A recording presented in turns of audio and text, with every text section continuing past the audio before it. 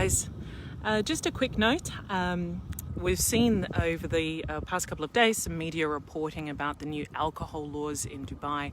So there's been a lot of intrigue from expats and potential tourists over whether that's going to reduce the number of expats and foreigners who run into trouble in Dubai or are arrested and charged with alcohol-related crimes.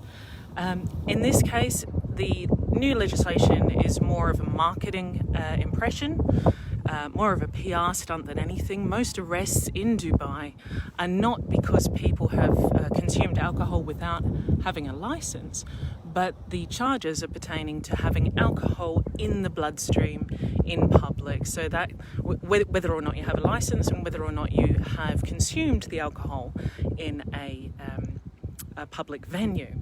So the issue is that alcohol in your bloodstream in your house is going to be safe, but if you go to a club or you go to a hotel or a restaurant, even though everyone's drinking and it's apparently licensed venue and you have a license, the moment that you exit that venue, you're at risk of being charged for having alcohol in your bloodstream.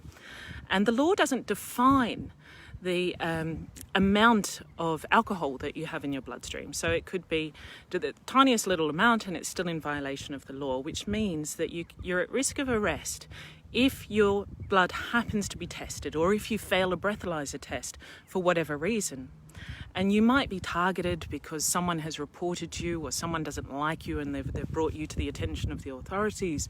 Or maybe you have an argument with a taxi driver over taking a long way home. But the point is, if you have alcohol in your bloodstream, licensed or not, you can be subject to arrest and you can be subject to lengthy detention, or at least you can be subject to a weekend in a jail cell, in a police station.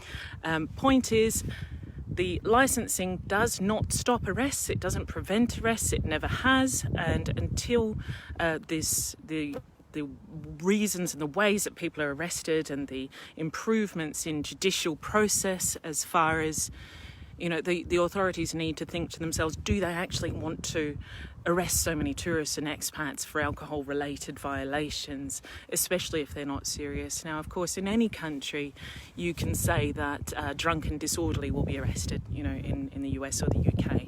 But the problem is, in Dubai, people can be arrested for having alcohol in their system, even though they wouldn't have been arrested for drunk and disorderly behaviour.